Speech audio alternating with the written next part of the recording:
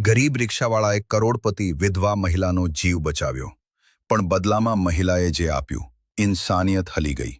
દોસ્તો, ગરીબ રિક્ષા ચાલકની જિંદગી ત્યારે બદલાઈ જાય છે જ્યારે તે પોતાનો જીવ જોખમમાં નાખીને કરોડપતિ વિધવા મહિલાનો જીવ બચાવે છે. પણ અસલી વળાંક ત્યારે આવે છે જ્યારે વિધવા મહિલા તેને પોતાની સાથે એક રાત રોકવાનો મોકો આપે છે. અને 1 કરોડ, જે માત્ર ઇનામ નહીં પણ ઇન્સાનિયત અને ભરોસાની સૌથી મોટી પરીક્ષા બની જાય છે. દોસ્તો, બપોરની કાળઝાળ ગરમી હતી. સૂરજ આકાશમાં આગની જેમ તપી રહ્યો હતો અને શહેરના રસ્તા ગરમી અને ધૂળથી ભર્યા હતા. દરેક માણસ પોતાના કામ માટે ભાગી રહ્યો હતો. કોઈને મોડું થઈ રહ્યું હતું તો કોઈ પોતાના સંઘર્ષમાં ગૂંચવાયેલો હતો. પણ આ ભીડમાં એક એવો માણસ પણ હતો જે ભાગી રહ્યો ન હતો, પણ તે જિંદગીને ધીરે ધીરે ઘસેડતો હતો અને આગળ વધારી રહ્યો હતો. તેનું નામ હતું રાજુ. રાજુ લગભગ 28 વર્ષનો એક ગરીબ રિક્ષા ચાલક હતો. તેનું મોઢું સીધું અને માસૂમ હતું, પણ આંખોમાં થાક અને અધૂરી આશાઓનું ઊંડાણ સ્પષ્ટ દેખાતું હતું. તેની રિક્ષા જૂની અને જીર્ણ થઈ ચૂકી હતી, જેનો દરેક અવાજ જાણે તેની ગરીબીની વાર્તા કહેતી હતી. સવારથી લઈને અત્યાર સુધી તેણે ઘણી કોશિશ કરી હતી, પણ તેને માત્ર 2 જ સવારી મળી હતી અને તેની ગીચામાં કુલ 120 રૂપિયા પડ્યા હતા. તેને થાકેલા અંદાજમાં રિક્ષાના હેન્ડલ પર હાથ મૂક્યો અને મનમાં જ વિચાર્યું કે આજે ફરી ઘરનો ખર્ચ કેવી રીતે ચાલશે. તેની માં બીમાર હતી અને દવાઓ માટે પૈસા જરૂરી હતા, પણ તેની હાલત એવી હતી કે તે પોતે પોતાની મજબૂરીથી હારતો જતો હતો. તે જ સમયે શહેરના બીજા છેડે એક આલીશાન બંગલાની બહાર ઊભી હતી એક મહિલા, જેણે લાલ રંગની સોનેરી બોર્ડરવાળી સાડી પહેરી હતી. તેનું વ્યક્તિત્વ બહુ પ્રભાવશાળી હતું અને મોઢા પર એક અલગ જ શાંતિ હતી, પણ તેની આંખોમાં ઊંડી એકલતા સ્પષ્ટ ઝળકી રહી હતી.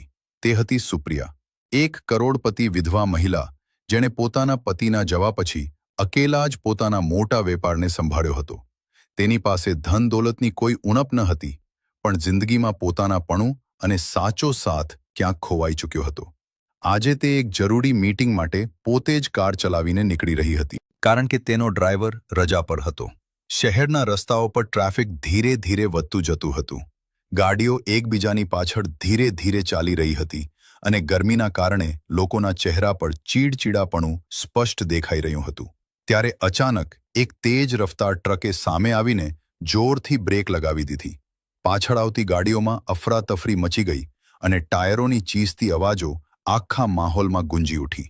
તે જ અફરાતફરીમાં સુપ્રિયાની કારનું સંતુલન બગડી ગયું અને કાર રોડ પરથી ઘસડાતી હોય તેમ એક જૂના પુલ તરફ વળી ગઈ. કેટલાક જ સેકન્ડમાં કાર પુલની કિનારે જઈને અડધી ખાણમાં લટકી ગઈ અને નીચે એક ઊંડી ખાણ મોતની જેમ રાહ જોઈને ઊભી હતી. દૂર ઊભેલો રાજુ આ બધું પોતાની આંખો સામે થતું જોઈ રહ્યો હતો.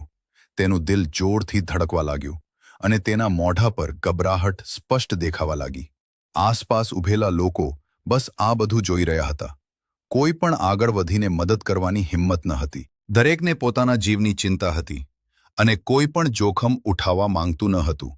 પણ રાજુના અંદર કંઈક એવું હતું જે તેને રોકી શક્યું નહીં. તેણે એક પળ પણ ગુમાવ્યા વગર પોતાની રિક્ષા રોડની વચ્ચે જ રોકી દીધો અને પૂરી તાકાતથી તે કાર તરફ દોડી ગયો. કાર હવે વધુ નીચે ખિસકી રહી હતી અને એવું લાગી રહ્યું હતું કે કોઈ પણ પળે તે ખીણમાં પડી જશે. અંદર સુપ્રિયા બેહોશ પડી હતી અને તેમનું માથું સ્ટેરિંગ પર નમેલું હતું. રાજુએ ઝડપથી કારનો દરવાજો ખોલવાની કોશિશ કરી, પણ દરવાજો પૂરેપૂરો જામ થઈ ચૂક્યો હતો. તેણે પૂરી તાકાત લગાવી. તેના હાથ છોલાઈ ગયા અને લોહી નીકળવા લાગ્યું, પણ તેણે હાર ન માની. રાજુ જોર-જોરથી ચીસ પાડવા લાગ્યો અને સુપ્રિયાને હોશમાં લાવવાની કોશિશ કરવા લાગ્યો, પણ અંદરથી કોઈ હલચલ ન થઈ. ત્યારે કાર વધુ નીચે ખસકવા લાગી અને આ અવાજે માહોલને વધુ ખતરનાક બનાવી દીધો. ભીડ હવે વધુ પાછળ હટી ગઈ હતી અને કોઈ પણ તેની મદદ માટે આગળ ન હતું. રાજુએ એક વખત ફરી પૂરી તાકાતથી ચીસ પાડી, પણ તેનો અવાજ બેઅસર રહ્યો. હવે તેની સામે માત્ર એક જ નિર્ણય હતો. ક્યાં તો તે પોતાનો જીવ બચાવવા માટે પાછળ હટી જાય, અથવા તો કોઈ અજાણ્યાનો જીવ બચાવવા માટે પોતાને જોખમમાં નાખી દે. એક પળ માટે તે મૂંઝાયો, પણ આગલી જ પળે તેના મોઢા પર એક દ્રઢ નિર્ણય આવી ગયો. તેને વિચાર્યા વગર કારનો કાચ તોડ્યો અને અંદર ઘૂસી ગયો. તેના હાથ વધુ લોહીલુહાણ થઈ ગયા, પણ તેણે સુપ્રિયાને પકડીને બહાર ખેંચવાનું શરૂ કરી દીધું. કાર હવે પૂરેપૂરું સંતુલન ખોઈ ચૂકી હતી અને કોઈ પણ પળે નીચે પડી શકે તેમ હતી. સમય ઝડપથી ખતમ થઈ રહ્યો હતો અને મોત જાણે તેમની સામે ઊભી હતી. રાજુ પૂરી તાકાતથી સુપ્રિયાને બહાર કાઢવાના પ્રયત્ન કરી રહ્યો હતો અને ત્યારે અચાનક એક જોરદાર અવાજ આખા માહોલમાં ગુંજી ઉઠ્યો. કારનું સંતુલન પૂરેપૂરું બગડી ગયું અને તે ઝડપથી નીચેની તરફ પડવા લાગી. કાર જેવી જ નીચેની તરફ પડવા લાગી તે જ પળે રાજુએ પોતાની પૂરી તાકાત લગાવી અને સુપ્રિયાને જોરથી પોતાની તરફ ખેંચી લીધી. આગલી જ સેકન્ડમાં તેમનું શરીર કારમાંથી બહાર આવી ચૂક્યું હતું અને બંને પુલના કિનારે જોરથી આવીને પડ્યા. તે ક્ષણે એક ભયાનક અવાજ ગુંજ્યો અને કાર સીધી ખીણમાં પડીને ચકનાચૂર થઈ ગઈ. નીચેથી ધુમાડા અને તૂટવાના અવાજો ઉપર સુધી સંભળાવા લાગ્યા. કેટલાક પળો માટે બધા આશ્ચર્યચકિત રહી ગયા. રાજુ જમીન પર પડ્યો હતો. તેના શ્વાસો ઝડપી ચાલી રહ્યા હતા અને હાથોમાંથી લોહી વહી રહ્યું હતું. પણ તેની નજર માત્ર સુપ્રિયા પર જ હતી. તે બેભાન પડી હતી, બિલકુલ શાંત, જાણે જિંદગી અને મોતની વચ્ચે ક્યાંક અટકી ગઈ હોય. રાજુ ગભરાઈને તેમની પાસે ગયો અને તેમને અમને ઉઠાવવાની કોશિશ કરવા લાગ્યો. તેણે તેમના મોઢા પર પાણીના છીટા માર્યા જે પાસે જ પડેલી એક બોટલમાંથી મળ્યા હતા. પછી ધીરે ધીરે તેમના ગાલ થપથપાવ્યા અને વારંવાર અવાજ આપી કે આંખો ખોલો. કેટલાક સેકન્ડ એવા વીત્યા જાણે સમય થંભી ગયો હોય. પછી અચાનક સુપ્રિયાની આંગળીઓ જરી ખલી અને તેના શ્વાસો ઊંડા થવા લાગ્યા. રાજુની આંખોમાં એક રાહતની ચમક આવી ગઈ. સુપ્રિયાએ ધીરે ધીરે પોતાની આંખો ખોલી અને સામે ઊભેલા લોહીથી લથપથ એક અજાણ્યા આદમીને જોયો. તેમની આંખોમાં ડર પણ હતો અને હેરાની પણ હતી. તેને નિર્બળ અવાજમાં પૂછ્યું કે તમે કોણ છો અને હું અહીં કેવી રીતે આવી? રાજુએ ધીરેથી કહ્યું કે તમે સુરક્ષિત છો અને હમણાં કંઈ ન બોલો. ભીડ હવે ધીરે ધીરે પાસે આવવા લાગી હતી, જે કેટલીક વાર પહેલા દૂર ઊભી બસ બધું જોઈ રહી હતી. કેટલાક લોકો મોબાઈલ કાઢીને વિડીયો બનાવી રહ્યા હતા. કેટલાક બસ આશ્ચર્યથી આ દ્રશ્ય જોઈ રહ્યા હતા. ત્યારે કોઈએ એમ્બ્યુલન્સને ફોન કરી દીધો. કેટલાક જ મિનિટોમાં એમ્બ્યુલન્સ ત્યાં પહોંચી ગઈ અને બંનેને જલ્દીથી અંદર બેસાડી લીધા. પણ ત્યારે એક આદમીએ તેને રોકતા કહ્યું કે તું કેમ જઈ રહ્યો છે? તારી શું લાગે છે આ? રાજુએ કંઈ ન કહેતા બસ સુપ્રિયાની તરફ જોયું અને પછી ચૂપચાપ એમ્બ્યુલન્સમાં બેસી ગયો. હોસ્પિટલ પહોંચતા જ ડોક્ટરોએ સુપ્રિયાને તરત ઇમરજન્સીમાં લઈ લીધી. રાજુ બહાર બેઠો રહ્યો. તેના હાથો પર પટ્ટી બાંધી દેવામાં આવી હતી. પણ તેની નજર વારંવાર તે જ દરવાજા પર જઈ રહી હતી જ્યાં સુપ્રિયાને લઈ જવામાં આવી હતી. કેટલીક વાર પછી એક ડોક્ટર બહાર આવ્યા અને તેમણે કહ્યું કે હવે તે જોખમથી બહાર છે. સમયસર લાવવાના કારણે તેમનો જીવ બચી ગયો. આ સાંભળીને રાજુએ ઊંડો શ્વાસ લીધો, જાણે તેના દિલનો બોજ હળવો થઈ ગયો હોય. તે ઉઠીને જવા લાગ્યો કારણ કે તેને લાગ્યું કે હવે તેનું અહીં કોઈ કામ નથી. પણ જેવો તે હોસ્પિટલના ગેટ તરફ વધ્યો, પાછળથી એક અવાજ આવ્યો જેણે તેના પગ રોકી દીધા. અવાજ ધીમો હતો પણ તેમાં એક અલગ જ અસર હતી. તે અવાજ સુપ્રિયાનો હતો. તેણે તેને રોકાવા માટે કહ્યું. રાજુ ધીરે ધીરે પાછો વળ્યો અને પહેલીવાર તેણે સુપ્રિયાને પૂરેપૂરી હોશમાં જોઈ. તેમની આંખોમાં હવે ડર ન હતો પણ એક ઊંડી કૃતજ્ઞતા અને સાથે જ કંઈક એવું હતું જે રાજુ સમજી શક્યો નહીં. સુપ્રિયાએ તેને પાસે બોલાવ્યો અને ખૂબ ધ્યાનથી તેને જોવા લાગી, જાણે તે તેને ઓળખવાની કોશિશ કરી રહી હોય. પછી તેને ધીમા અવાજમાં કહ્યું કે આજે તમે માત્ર મારી જીવ જ નથી બચાવ્યો પણ મને એવું ઋણ આપી દીધું છે જે હું ક્યારેય ચૂકવી શકીશ નહીં. રાજુ આ સાંભળીને થોડો અસહજ થઈ ગયો અને તેને નજરો ઝુકાવી લીધી. તેણે કહ્યું કે મેં તો માત્ર માણસાઈ નિભાવી છે, તેમાં કોઈ ઋણ નથી. પણ સુપ્રિયા હળવી હસી અને બોલી, આ દુનિયામાં કોઈ ઇન્સાનિયત નથી નિભાવતું, ખાસ કરીને ત્યારે જ્યારે તેની પોતાની જિંદગી પણ જોખમમાં હોય. તેમની આંખોમાં હવે એક અલગ જ ચમક હતી, જાણે તે કોઈ મોટો નિર્ણય લઈ ચૂકી હોય. તેને રાજુને પૂછ્યું કે તમારું નામ શું છે અને તમે શું કરો છો? રાજુએ ધીરેથી જવાબ આપ્યો કે મારું નામ રાજુ છે અને હું એક સાધારણ રિક્ષા ચલાવનાર માણસ છું. આ સાંભળતા જ સુપ્રિયા કેટલાક પળો માટે ચૂપ થઈ ગઈ અને પછી તેમણે ખૂબ ગંભીર અવાજમાં કહ્યું, હવે તમારી જિંદગી સાધારણ નહીં રહે. રાજુ આ સાંભળીને આશ્ચર્યચકિત થઈ ગયો. તેને સમજાયું નહીં કે તે આવું કેમ કહી રહી છે. ત્યારે સુપ્રિયાએ પોતાના બેગમાંથી એક કાર્ડ કાઢ્યું અને તેને આપતા કહ્યું કે કાલે સવારે મારા બંગલે આવજો, મને તારી સાથે ખૂબ જરૂરી વાત કરવાની છે. રાજુએ કાર્ડને જોયું તેના પર લખેલું સરનામું જોઈને તેની આંખો ફાટી ગઈ, કારણ કે તે શહેરના સૌથી મોટા અને અમીર વિસ્તારનું સરનામું હતું. તેના મનમાં અનેક સવાલો ઉઠવા લાગ્યા કે આખરે 1 કરોડપતિ મહિલા તેની સાથે શું વાત કરવા માંગે છે. તેને અચકાતા કાર્ડ લઈ લીધું અને કંઈ કહ્યા વગર ત્યાંથી નીકળી ગયો. આખી રાત તે ઊંઘી શક્યો નહીં. તેના મગજમાં વારંવાર તેજ અવાજની ગુંજારો થઈ રહી હતી કે હવે તમારી જિંદગી સાધારણ નહીં રહે. તેને સમજાતું ન હતું કે આ તેની જિંદગીનો સૌથી મોટો મોકો બનવાનો છે કે પછી કોઈ એવો તુફાન જે તેની આખી દુનિયા બદલી નાખે. આગળની સવારે રાજુ ખૂબ જલ્દી ઉઠી ગયો, પણ રાતની બેચેની હજુ પણ તેના મોઢા પર સ્પષ્ટ દેખાઈ રહી હતી. તેના મગજમાં વારંવાર તેજ વાત ફરી રહી હતી કે આખરે 1 કરોડપતિ મહિલાએ તેને પોતાના બંગલે કેમ બોલાવ્યો છે અને તે તેની પાસેથી શું કરાવવા માંગે છે. તેને પોતાના જૂના કપડાં સાફ કર્યા, મોઢું ધોયું અને મનમાં થોડી હિંમત જુટાવીને તે સરનામા તરફ નીકળી પડ્યો જે સુપ્રિયાએ તેને આપ્યું હતું.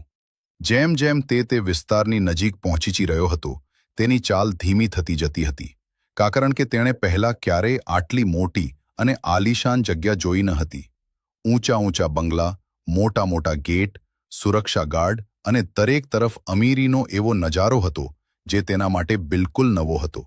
જ્યારે તે સુપ્રિયાના બંગલાની સામે પહોંચ્યો ત્યારે તેના શ્વાસો કેટલાક પળો માટે અટકી જ ગયા. વિશાળ ગેટ, અંદર ખૂબસૂરત બગીચો અને ચારે તરફ શાંતિનો માહોલ. આ બધું જોઈને તેને પોતાના પર વિશ્વાસ ન હતો થતો કે તે સાચે જ અહીં ઊભો છે. તેણે ધીરેથી ગેટ પાસે ઊભેલા ગાર્ડને કાર્ડ બતાવ્યું. ગાર્ડે એક નજર તેના પર નાખી અને તરત જ ગેટ ખોલી દીધો, જાણે તેને પહેલેથી જ તેના આવવાની જાણકારી હોય. રાજુ અંદર પગ મૂકતો ગયો અને દરેક પગલા સાથે તેના મનમાં ડર અને ઉત્સુકતા બંને વધતા ગયા. કેટલીક જ વારમાં એક નોકર તેને અંદર લઈ ગયો, જ્યાં સુપ્રિયા પહેલેથી જ તેની રાહ જોઈ રહી હતી. આજે તે પહેલા કરતાં વધુ શાંત અને સંભળેલી લાગી રહી હતી, પણ તેમની આંખોમાં હજુ પણ તેજ ઊંડાણ હતું જે કાલે રાજુએ જોયું હતું. રાજુએ અચકાતા નમસ્તે કર્યું અને માથું નમાવી લીધું. સુપ્રિયાએ તેને બેસવાનો ઇશારો કર્યો અને કેટલાક પળો સુધી કંઈ ન કહેતા તેને ધ્યાનથી જોતો રહ્યો, જાણે તે તેના અંદર કંઈક વાંચવાની કોશિશ કરી રહ્યો હોય. પછી સુપ્રિયાએ ધીરેથી બોલવાનું શરૂ કર્યું અને કહ્યું કે કાલે જે થયું તેણે તેની જિંદગીને જીવવાની નજર જ બદલી નાખી છે. તેમણે કહ્યું કે પૈસાથી ઘણું ખરીદી શકાય છે, પણ સાચી ઇન્સાનિયત નહીં. અને રાજુએ જે કર્યું તે આ દુનિયામાં ખૂબ ઓછા લોકો કરી શકે છે. રાજુ ચૂપચાપ તેમની વાત સાંભળતો રહ્યો. તેને સમજાતું ન હતું કે તે શું જવાબ આપે. ત્યારે સુપ્રિયાએ એક એવો પ્રશ્ન પૂછ્યો જેણે તેને અંદર સુધી હલાવી દીધો. તેમણે પૂછ્યું કે જો તમને મોકો મળે તો શું તમે પોતાની જિંદગી બદલવા માંગશો? રાજુએ તુરંત જવાબ ન આપ્યો, કારણ કે તેના માટે આ સવાલ ખૂબ મોટો હતો. તેણે ધીરેથી કહ્યું કે મારી જિંદગી જેવી છે તેવી જ છે. હું બસ ઈમાનદારીથી મહેનત કરું છું. આ સાંભળીને સુપ્રિયા હળવું હાસ્ય હસી, પણ તેના સ્મિત પાછળ કંઈક બીજું છુપાયેલું હતું. તેને પોતાની ખુરશીમાંથી ઉઠતા કહ્યું કે આજથી તમારી જિંદગી બદલાવાની છે અને આ કોઈ નાનો બદલાવ નહીં હોય. રાજુ હવે પૂરેપૂરો મૂંઝાઈ ચૂક્યો હતો. તેનું દિલ જોરથી ધડકવા લાગ્યું અને તે સમજી શકતો ન હતો કે આખરે તે શું કહેવા માંગે છે. ત્યારે સુપ્રિયાએ એક ફાઇલ ઉઠાવી અને તેની સામે મૂકી દીધી. રાજુએ જ્યારે તે ફાઇલ ખોલી તો તેની આંખો હેરાનીથી ફાટી ગઈ. તે ફાઇલમાં કેટલાક કાગળ હતા જેમાં તેનું નામ લખેલું હતું અને સાથે જ એક મોટી રકમનો ઉલ્લેખ હતો. તે રકમ એટલી વધારે હતી કે તેને પોતાના જીવનમાં ક્યારેય કલ્પના પણ નહોતી કરી. રાજુએ ગભરાઈને પૂછ્યું કે આ બધું શું છે? સુપ્રિયાએ શાંત અવાજમાં કહ્યું કે આ તમારા માટે છે. રાજુએ તરત માથું હલાવતા ના કરી દીધી અને કહ્યું કે હું આ લઈ શકતો નથી. મેં જે કર્યું તે માનવતા માટે કર્યું હતું, કોઈ ઇનામ માટે નહીં. પણ સુપ્રિયાએ તેની વાત કાપતા કહ્યું કે આ ઇનામ નથી, આ એક શરૂઆત છે. તેમણે કહ્યું કે હું તમને માત્ર પૈસા જ નથી આપી રહી, પણ તમને એક જવાબદારી આપવા માંગુ છું. રાજુ હવે વધુ હેરાન થઈ ગયો અને તેને પૂછ્યું કે કેવી જવાબદારી? ત્યારે સુપ્રિયાએ તેની આંખોમાં જોતા કહ્યું કે હું ઈચ્છું છું કે તમે મારી સાથે કામ કરો. આ સાંભળતા જ રાજુના મનમાં એક ઝાટકો લાગ્યો. તેને સમજાતું ન હતું કે એક રિક્ષા ચલાવનાર આદમી કોઈ કરોડપતિ મહિલાની સાથે શું કામ કરી શકે. તેને ડરતા પૂછ્યું કે હું તમારા માટે શું કરી શકું? સુપ્રિયાએ ઊંડો શ્વાસ લીધો અને કહ્યું કે મને એવા માણસની જરૂર છે જેના પર હું વિશ્વાસ કરી શકું, કારણ કે મારી આસપાસ જેટલા લોકો છે તેમાંથી કોઈ પણ સાચા નથી. તેને કહ્યું કે મારા પોતાના જ લોકો મને દગો આપવાની કોશિશ કરી રહ્યા છે અને મને એવા માણસની જરૂર છે જે ઈમાનદાર હોય, જે વગર લાલચે મારી સાથે ઊભા રહી શકે. રાજુ આ બધું સાંભળીને ચૂપ થઈ ગયો, કારણ કે આ બધું તેના માટે ખૂબ નવું હતું. તેને ક્યારેય વિચાર્યું પણ ન હતું કે તેની જિંદગીમાં આવો વળાંક આવશે. ત્યારે સુપ્રિયાએ એક બીજી વાત કહી જેણે તેના પગની નીચે જમીન ખિસકાવી દીધી. તેને કહ્યું કે જો તમે મારી સાથે કામ કરવા તૈયાર હોય તો તારે માત્ર એક કર્મચારી નહીં પણ મારા સૌથી ભરોસેમંદ માણસની જેમ રહેવું પડશે, અને તેની સાથે જ તમારે મારા ઘરમાં જ રહેવું પડશે. આ સાંભળતા જ રાજુનું દિલ જોરથી ધડકવા લાગ્યું. તેને લાગ્યું જાણે તે કોઈ એવા રસ્તા પર ઊભો છે જ્યાંથી પાછા વળવું સરળ નહીં હોય. તેની સામે એક નવી દુનિયાનું બારણું ખુલી રહ્યું હતું, પણ તે બારણા પાછળ શું છુપાયેલું છે તે જાણતો ન હતો. તેને એક પળ માટે આંખો બંધ કરી અને અત્યાર સુધીના પોતાના સંઘર્ષને યાદ કર્યો. પછી ધીરે ધીરે તેને આંખો ખોલી અને સુપ્રિયાની તરફ જોયું, જેની નજરો હજુ પણ તેના પર જ ટકેલી હતી, જાણે તે તેના જવાબની રાહ જોઈ રહી હોય. તે પળે રાજુને અનુભવ થયો કે તેનો આ નિર્ણય માત્ર તેની જિંદગીને જ નહીં પણ કોઈ અન્યની જિંદગીને પણ બદલી શકે છે. તેને ઊંડો શ્વાસ લીધો અને પોતાના મનમાં ચાલી રહેલા ડર અને ગૂંચળામણને દબાવવાની કોશિશ કરી. પણ ત્યારે અચાનક બંગલાની બહારથી એક જોરદાર અવાજ આવ્યો, જેને બંનેનું ધ્યાન પોતાની તરફ ખેંચી લીધું અને માહોલ એકવાર ફરી તણાવથી ભરાઈ ગયો. બંગલાની બહારથી આવેલા તે અવાજે માહોલને અચાનક ભારે અને તણાવપૂર્ણ બનાવી દીધો. રાજુ અને સુપ્રિયા બંને એકસાથે દરવાજાની તરફ જોયું અને કેટલાક જ સેકન્ડમાં એક ગભરાયેલો નોકર અંદર દોડતો આવ્યો. તેના મોઢા પર ડર સ્પષ્ટ ઝળકી રહ્યો હતો. તેને હાંફતા કહ્યું કે બહાર કેટલાક લોકો જબરદસ્તી અંદર ઘૂસવાની કોશિશ કરી રહ્યા છે અને ગાર્ડ તેમને રોકી શકતા નથી. આ સાંભળતા જ સુપ્રિયાના મોઢાની શાંતિ એકદમ બદલાઈ ગઈ અને તેમની આંખોમાં એક સખત અને સતર્ક ભાવ આવી ગયો. રાજુએ પહેલીવાર તેમના આ રૂપને જોયો હતો અને તેને અનુભવ થયો કે આ માત્ર એક સાધારણ મહિલા નથી પણ ખૂબ મજબૂત અને સમજદાર માણસ છે.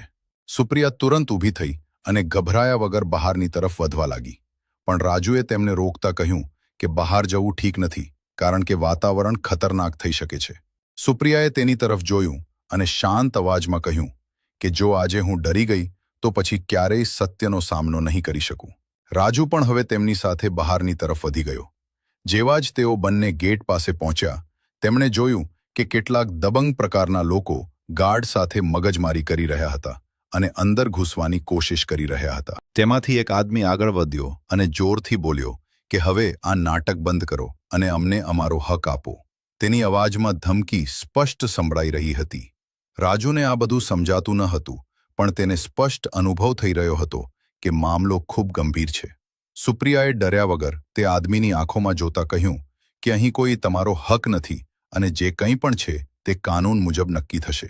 આ સાંભળતા જ તે આદમી હસી પડ્યો અને બોલ્યો કે કાનૂન તો પૈસાથી ચાલે છે અને તમારી પાસે જેટલું છે તેથી વધુ અમારી પાસે પણ છે. માહોલ હવે વધુ ખતરનાક બનતો જતો હતો.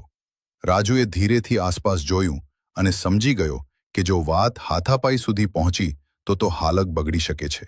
તેણે તરત આગળ વધીને તે લોકોની સામે ઊભા રહીને તેમને શાંત રહેવા માટે કહ્યું, પણ તે લોકો વધુ ભડકી ગયા. ત્યારે તેમાંથી એકે રાજુને ધક્કો મારી દીધો, જેથી તે પાછળ લડખડાઈ ગયો. આ જોઈને સુપ્રિયાની આંખોમાં ગુસ્સો આવી ગયો અને તેમણે સખત અવાજમાં કહ્યું કે જો તમે લોકોએ હમણાં અહીંથી જવું ઠીક ન સમજ્યું તો હું પોલીસને બોલાવી લઈશ. આ સાંભળીને કેટલાક લોકો ગભરાઈ ગયા, પણ તે મુખ્ય આદમી હજુ પણ અડી રહ્યો. તેને સુપ્રિયાની નજીક આવીને ધીમી પણ ખતરનાક અવાજમાં કહ્યું કે આ તો માત્ર શરૂઆત છે, હજુ તારે ઘણું જોવાનું બાકી છે. આ કહીને તે પોતાના લોકો સાથે ત્યાંથી ચાલ્યો ગયો, પણ જતા જતા તેને એવી નજર નાખી ગયો જેને સ્પષ્ટ કરી દીધું કે આ મામલો અહીં જ સમાપ્ત થવાનો નથી. માહોલ કેટલાક પળો માટે શાંત થઈ ગયો, પણ હવામાં હજુ પણ ડર અને જોખમની ગંધ હતી. સુપ્રિયા કેટલીક વાર સુધી ત્યાં જ ઊભી રહી અને ઊંડા વિચારમાં ડૂબી ગઈ. રાજુએ તેમની તરફ જોયું અને પૂછ્યું કે આ લોકો કોણ હતા. સુપ્રિયાએ ધીરેથી કહ્યું કે આ જ તે લોકો છે જેના વિશે હું તમને કહી રહી હતી, જે મારા પોતાના હોવાનો દાવો કરે છે, પણ અસલમાં મારા દુશ્મન છે.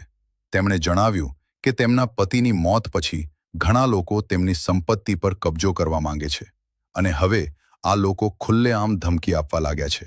રાજુના મનમાં હવે સ્પષ્ટ થઈ ગયું હતું કે આ માત્ર એક નોકરી નથી, પણ એક મોટી જવાબદારી અને જોખમથી ભરેલો રસ્તો છે. તેણે સુપ્રિયાની તરફ જોયું અને કહ્યું કે જો તમે ઈચ્છો છો તો હું તમારી સાથે ઊભો રહીશ, પછી ભલે કેટલી પણ મુશ્કેલી કેમ ન હોય. આ સાંભળીને સુપ્રિયાના મોઢા પર હળવી રાહત દેખાઈ, પણ તેમની આંખોમાં હજુ પણ ચિંતા બની હતી. તેણે કહ્યું કે આ રસ્તો સરળ નહીં હોય અને તેમાં જોખમ પણ છે, તેથી તમારે સમજી વિચારીને નિર્ણય લેવો પડશે. રાજુએ અચકાયા વગર કહ્યું કે મેં નિર્ણય કરી લીધો છે, હવે હું પાછો નહીં હટું. આ સાંભળીને સુપ્રિયાએ પહેલીવાર તેને એક ભરોસેમંદ સાથીની જેમ જોયો, પણ તેમને ખબર ન હતી કે આ નિર્ણય તેમની જિંદગીને વધુ ખતરનાક વળાંક તરફ લઈ જવાનો છે. તે જ સમયે બંગલાની અંદરથી ફોનની ઘંટડી વાગી અને જેવી સુપ્રિયાએ ફોન ઉઠાવ્યો, તેમના મોઢાનો રંગ બદલાઈ ગયો. બીજી તરફથી આવેલી ખબરે તેમના પગની નીચે જમીન ખિસકાવી દીધી અને ઓરડાનો માહોલ એકવાર ફરી સન્નાટામાં બદલાઈ ગયો. ફોન ઉઠાવતા જ સુપ્રિયાના ચહેરાનો રંગ બદલાઈ ગયો અને તેમની આંખોમાં જે આત્મવિશ્વાસ અત્યારે કેટલીક વાર પહેલા સ્પષ્ટ દેખાઈ રહ્યો હતો, તે અચાનક ક્યાંક ખોવાઈ ગયો. તેની આંગળીઓ હળવી ધ્રુજવા લાગી અને તેને કંઈ બોલ્યા વગર ફોનને કેટલાક સેકન્ડ સુધી કાન સાથે લગાવી રાખ્યો, જાણે તે સામેવાળાની દરેક વાતને ધ્યાનથી સાંભળી રહી હોય. રાજુ પાસે ઊભો આ બધું જોઈ રહ્યો હતો અને તેને સમજાઈ ગયું હતું કે મામલો ખૂબ ગંભીર છે.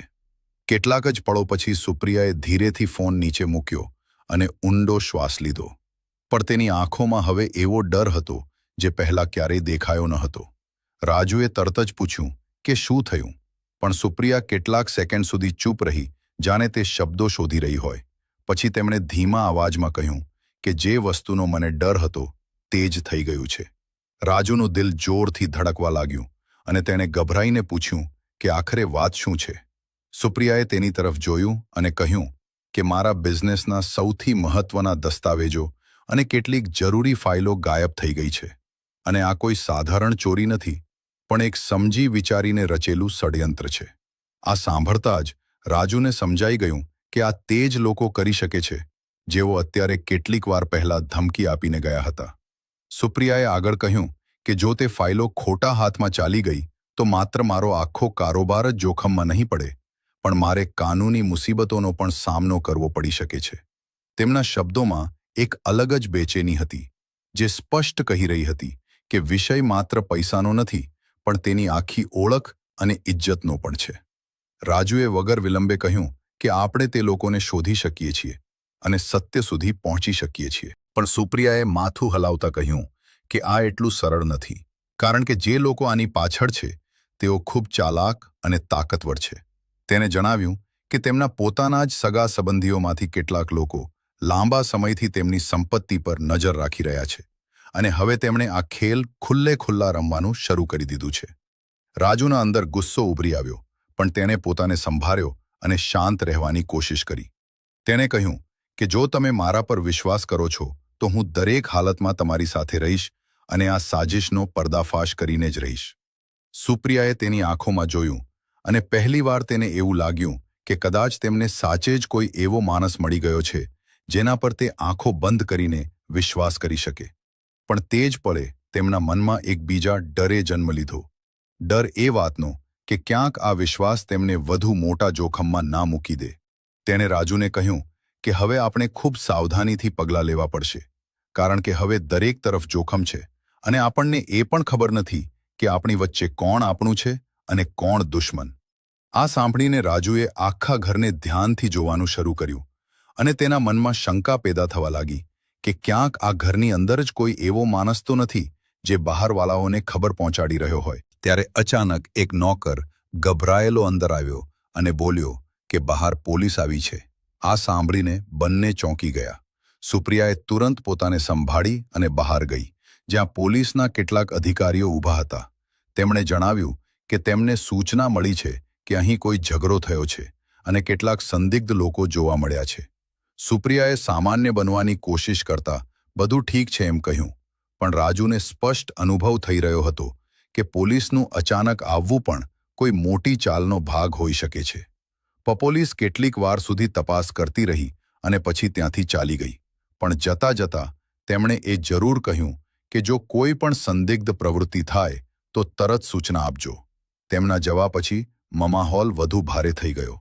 રાજુ હવે પૂરેપૂરો સતર્ક થઈ ચૂક્યો હતો અને તેણે સુપ્રિયાને કહ્યું કે આપણે દરેક પર નજર રાખવી પડશે, કારણ કે જોખમ માત્ર બહારથી નહીં પણ અંદરથી પણ હોઈ શકે છે. સુપ્રિયાએ તેની વાતને ગંભીરતાથી લીધી અને તરત પોતાના તમામ કર્મચારીઓની યાદી કાઢાવી.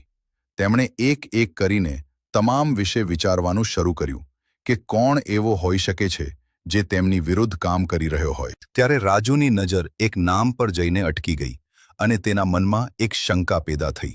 તેને સુપ્રિયાને પૂછ્યું કે આ આદમી કોણ છે જે છેલ્લા કેટલાક મહિનાથી અહીં કામ કરી રહ્યો છે. સુપ્રિયાએ જણાવ્યું કે આ આદમી હાલમાં જ રાખવામાં આવ્યો હતો અને ખૂબ વિશ્વાસપાત્ર લાગતો હતો, પણ હવે તેમને પણ શંકા થવા લાગી હતી. રાજુએ નક્કી કર્યું કે તે પોતે જ આ આદમી પર નજર રાખશે. તે રાતે રાજુ ચૂપચાપ તે નોકરની પાછળ ગયો અને તેણે જોયું કે તે બંગલાની પાછળ એક અંધારા ખૂણે કોઈની સાથે ફોન પર વાત કરી રહ્યો છે. તેનો અવાજ ધીમો હતો, પણ રાજુએ કેટલાક શબ્દો સ્પષ્ટ સાંભળી લીધા, જેમાં ફાઇલ અને પૈસાનો ઉલ્લેખ હતો. આ સાંભળતા જ રાજુને વિશ્વાસ થઈ ગયો કે આ જ તે આદમી છે જે અંદરની ખબર બહાર પહોંચાડી રહ્યો છે. પણ ત્યારે તે નોકર અચાનક પાછળ ફર્યો અને તેની નજર રાજુ પર પડી. કેટલાક સેકન્ડ માટે બંનેની આંખો મળી અને માહોલમાં એક ખામોશ ટકરાવ પેદા થઈ ગયો. નોકરે તરત ફોન કાપી નાખ્યો અને કંઈ ન કહેતા ત્યાંથી ઝડપથી નીકળી ગયો. રાજુ સમજી ગયો હતો કે હવે મામલો વધુ ખતરનાક થઈ ચૂક્યો છે, કારણ કે હવે દુશ્મનને પણ ખબર પડી ગઈ છે કે કોઈ તેના પર નજર રાખી રહ્યું છે. તે તરત સુપ્રિયાની પાસે ગયો અને બધી વાત કહી. આ સાંભળતા જ સુપ્રિયાના મોઢા પર ચિંતા વધી ગઈ, પણ સાથે જ તેના અંદર એક દ્રઢ નિર્ણય પણ જાગી ગયો. તેણે કહ્યું કે હવે આપણે સત્યને સામે લાવવું જ પડશે, ભલે તેના માટે આપણે કેટલું પણ મોટું જોખમ ઉઠાવવું પડે. તે જ રાતે તેમણે એક યોજના બનાવી, જેમાં રાજુને એક મહત્વપૂર્ણ ભૂમિકા આપવામાં આવી. યોજના એ હતી કે તેઓ તે નોકરને જાતે પકડશે અને તેના દ્વારા તે લોકો સુધી પહોંચશે જેઓ આ આખા ષડયંત્ર પાછળ છે. પણ આ યોજના જેટલી સરળ સંભળાઈ રહી હતી એટલી તે હતી નહીં, કારણ કે તેમાં થોડી પણ ભૂલ તેમની જિંદગીને ખતરામાં મૂકી શકે છે. આગળના દિવસે બધું સામાન્ય દેખાડવાની કોશિશ કરવામાં આવી, પણ અંદરો અંદર બંને પૂરેપૂરા સતર્ક હતા. સાંજ થતાં થતાં રાજુએ જોયું કે તે જ નોકર ફરીથી ચૂપચાપ બહાર જવાની કોશિશ કરી રહ્યો છે.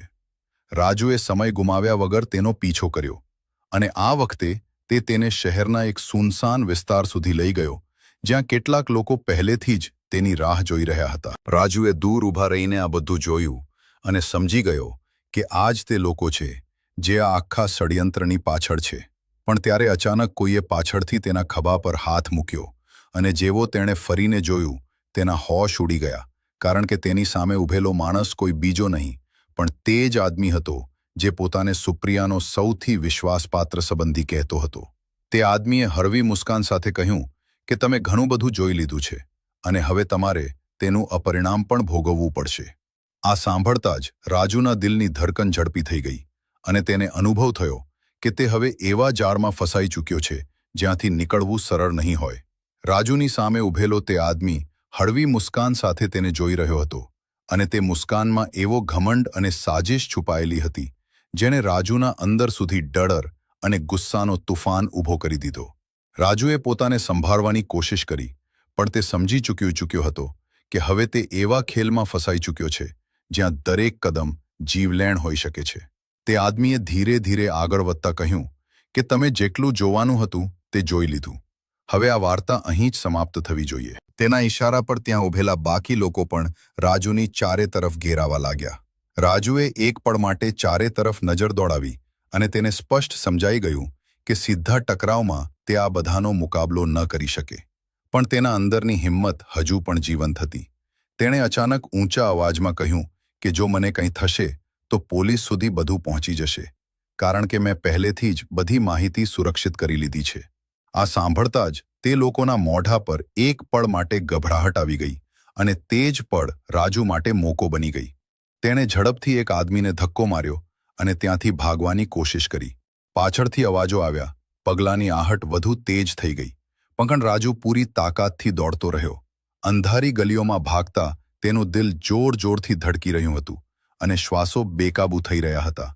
પણ તેના મગજમાં માત્ર એક જ વાત હતી કે તેને કોઈ પણ હાલતમાં સુપ્રિયા સુધી આ ખબર પહોંચાડવી છે. કોઈ રીતે તે લોકોથી બચીને ત્યાંથી નીકળવામાં સફળ થયો અને સીધો બંગલાની તરફ દોડ્યો. જ્યારે તે ત્યાં પહોંચ્યો ત્યારે તેની હાલત ખરાબ હતી. કપડાં ધૂળથી ભરેલા હતા અને શ્વાસો ઝડપી ચાલી રહ્યા હતા. સુપ્રિયાએ તેને આ હાલતમાં જોયો તો તરત સમજી ગઈ કે કંઈક ખૂબ મોટું થયું છે. રાજુએ સમય બગડ્યા વગર બધી વાત તેને કહી દીધી અને એ પણ જણાવ્યું કે આ ષડયંત્ર પાછળ કોઈ બાહ્ય દુશ્મન નથી, પણ તેમનો પોતાનો જ નજીકનો સંબંધી છે, જે લાંબા સમયથી તેમની વિરુદ્ધ ચાલો ચલાવી રહ્યો હતો. આ સાંભળતા જ સુપ્રિયાના મોઢા પર ઊંડો આઘાત છવાઈ ગયો, કારણ કે જે માણસ પર તેમણે સૌથી વધુ વિશ્વાસ કર્યો હતો તે જ તેમની જિંદગીને બરબાદ કરવાની કોશિશ કરી રહ્યો હતો. તેની આંખોમાં આંસુ આવી ગયા, પણ તેમણે પોતાને નિર્બળ ન થવા દીધી. તેને તરત નિર્ણય લીધો કે હવે આ ષડયંત્રનો અંત કરવો જ પડશે. આગળના જ દિવસે તેમણે પોલીસ અને પોતાના વકીલ સાથે મળીને એક જાળ પાથરી, જેમાં તે તમામ લોકોને રંગે હાથે પકડવાની યોજના બનાવવામાં આવી. રાજુ આ યોજનાનો સૌથી મહત્વપૂર્ણ ભાગ હતો, કારણ કે તે જ તે લોકો સુધી પહોંચી શકે તેમ હતો. રાતનો સમય નક્કી કરવામાં આવ્યો અને બધું તે જ હિસાબે તૈયાર કરવામાં આવ્યું. જ્યારે તે સમય આવ્યો ત્યારે માહોલમાં એક અલગ જ તણાવ હતો. દરેક વ્યક્તિ પોતાની જગ્યાએ તૈયાર હતો અને બધાની નજરો માત્ર એક ઈશારાની રાહ જોઈ રહ્યા હતા. જેવા જ તે સંદિગ્ધ લોકો ત્યાં પહોંચ્યા અને પોતાના ઈરાદાઓને અંજામ આપવાની કોશિશ કરવા લાગ્યા. પોલીસે ચારે તરફથી તેમને ઘેરી લીધા. અચાનક થયેલી આ કાર્યવાહીથી તે લોકો ગભરાઈ ગયા અને ભાગવાની કોશિશ કરવા લાગ્યા. પણ આ વખતે કે કોઈ પણ બચી શક્યું નહીં. કેટલીક જ વારમાં આખા ષડયંત્રનો પર્દાફાશ થઈ ગયો અને તે સંબંધી પણ પકડાઈ ગયો જેણે આ બધું રચ્યું હતું. જ્યારે પોલીસ તેને લઈ જઈ રહી હતી ત્યારે તેણે છેલ્લી વાર સુપ્રિયાની તરફ જોયું અને તેની આંખોમાં હજુ પણ નફરત અને હારનું મિશ્રણ હતું. સુપ્રિયાએ તેની તરફ કંઈ કહ્યા વગર જોયું અને પછી પોતાની નજરો ફેરવી લીધી, કારણ કે હવે તેમના માટે તે માણસ મરી ચૂક્યો હતો. આ ઘટના પછી બધું ધીરે ધીરે શાંત થવા લાગ્યું. પણ આ આખી ઘટનાએ સુપ્રિયાની જિંદગીને અંદરથી હલાવીને મૂકી દીધી હતી. તેણે અનુભવ કર્યું કે પૈસા અને સંબંધોની આ રમતમાં સાચો સાથ ખૂબ મુશ્કેલીથી મળે છે. તે સમયે તેને રાજુની તરફ જોયું, જે ચૂપચાપ ઊભો હતો અને આ બધું જોઈ રહ્યો હતો. તેના મોઢા પર કોઈ ઘમંડ ન હતો, કોઈ લાલચ ન હતી, બસ એક સાચી ઇન્સાનિયત હતી જેણે બધું બદલી નાખ્યું હતું. સુપ્રિયા ધીરે ધીરે તેની પાસે આવી અને તેની આંખોમાં જોતા કહ્યું કે તમે માત્ર મારો જીવ જ નથી બચાવ્યો, પણ મારી જિંદગીને પણ બરબાદ થવાથી બચાવી લીધી છે. તેમણે કહ્યું કે આ દુનિયામાં જ્યાં દરેક વ્યક્તિ પોતાના ફાયદા માટે જીવે છે, ત્યાં તમારા જેવા માણસ ખૂબ ઓછા હોય છે. પછી તેણે એવો નિર્ણય લીધો જેણે રાજુની જિંદગીને હંમેશા માટે બદલી નાખી. તેણે કહ્યું કે આજથી તમે માત્ર એક રિક્ષા ચલાવનાર માણસ નથી રહ્યા, પણ આ ઘર અને આ આખા કારોબારના સૌથી મહત્વપૂર્ણ હિસ્સેદાર છો. રાજુ આ સાંભળીને ચોંકી ગયો અને તેને તરત જ ના પાડવાની કોશિશ કરી. પણ સુપ્રિયાએ તેને રોકતા કહ્યું કે આ કોઈ ઉપકાર નથી, પણ તમારી ઈમાનદારી અને હિંમતનો હક છે. તેમણે આગળ કહ્યું કે હું ઈચ્છું છું કે તમે મારી સાથે આ કારોબારને સંભાળો અને આ ઘરનો ભાગ બનો, કારણ કે હવે મને એવા માણસની જરૂર છે જેના પર હું ડર્યા વગર વિશ્વાસ કરી શકું. રાજુ માટે આ બધું કોઈ સપના જેવું હતું. તેને ક્યારેય વિચાર્યું પણ ન હતું કે તેનું જીવન આટલો મોટો વળાંક લેશે. તેની આંખોમાં આંસુ આવી ગયા. પણ આ આંસુ દુઃખના નહોતા, પણ તે સન્માન અને વિશ્વાસના હતા જે તેને જીવનમાં પહેલી વાર મળ્યા હતા. તેને ધીરેથી માથું નમાવીને કહ્યું કે હું તમારા વિશ્વાસને ક્યારેય તૂટવા નહીં દઉં. સમયની સાથે બધું બદલાઈ ગયું. રાજુએ મહેનત અને ઈમાનદારીથી કામ કર્યું અને ધીરે ધીરે તે કારોબારનો મહત્વપૂર્ણ ભાગ બની ગયો. લોકોએ તેને માત્ર એક કર્મચારી નહીં, પણ એક સાચા માણસના રૂપમાં ઓળખ્યો, જેણે પોતાની ઇન્સાનિયતથી બધાનું દિલ જીતી લીધું. સુપ્રિયાની જિંદગીમાં પણ હવે પહેલા જેવી એકલતા નહોતો રહી, કારણ કે તેમને એવો સાથી મળી ગયો હતો જે વગર કોઈ સ્વાર્થે તેમની સાથે ઊભો રહેતો હતો. આ સંબંધ કોઈ નામનો પરાધોઈ નામનો પરાધીન ન હતો. આ માત્ર વિશ્વાસ અને ઇન્સાનિયત પર ટકેલો હતો. અને આ વાર્તાનું સૌથી મોટું સત્ય હતું કે જિંદગીમાં સૌથી કિંમતી વસ્તુ પૈસા નથી, પણ તે માણસ હોય છે, જે વગર કોઈ સ્વાર્થે તમારા માટે ઊભો થઈ જાય. તે દિવસે પુલ પર લીધેલો એક નાનકડો નિર્ણય રાજુની જિંદગીને બદલી નાખ્યો અને તેણે સાબિત કરી દીધું કે જ્યારે ઇન્સાનિયત સાચી હોય છે ત્યારે તેનું ઇનામ પણ એટલું જ મોટું અને અનમોલ હોય છે. હવે જરા એક પળ માટે પોતાની જાતને એક સાચો સવાલ પૂછી જુઓ. જો તમે રાજુની જગ્યાએ હોત, તે પુલ પર ઊભા હોત અને તમારી સામે એક અજાણી મહિલાની જિંદગી અને તમારી પોતાના જીવ વચ્ચે માત્ર કેટલાક સેકન્ડનો નિર્ણય હોત, તો તમે શું કરત? શું તમે ભીડની જેમ ચૂપ ઊભા રહેત કે પછી ઇન્સાનિયતનો અવાજ સાંભળીને એવું કદમ ઉઠાવત જે તમારી આખી જિંદગી બદલી નાખે? અને જો કિસ્મત તમને એવો મોકો આપી દે જ્યાં તમને વિશ્વાસ, સન્માન અને નવી ઓળખ મળે, તો શું તમે તે વિશ્વાસને નિભાવત અથવા તો તેને માત્ર એક મોકો સમજીને ચૂકી જતા? તમારો એક શબ્દ જ કહી દેશે કે તમારા અંદર કેટલી હિંમત અને કેટલી સાચાઈ છે. જો આ વાર્તા તમારા દિલને અડી ગઈ હોય તો તેને લાઈક જરૂર કરજો, તમારા મિત્રો અને પરિવાર સાથે શેર કરજો અને આવી જ સાચી અને દિલને અડી જતી વાર્તાઓ માટે ચેનલ દિલખુશ સ્ટોરીને સબસ્ક્રાઇબ કરવાનું બિલકુલ ભૂલતા નહીં, કારણ કે આગલી વાર્તા માત્ર એક વાર્તા નહીં હોય પણ એવો નિર્ણય હોઈ શકે છે જે તમારા વિચાર બદલી નાખે. મળીએ આગલી વાર્તામાં. ત્યાં સુધી યાદ રાખજો, દુનિયાને અમીર લોકો નહીં, સારા લોકો વધુ સારી બનાવે છે. ધન્યવાદ.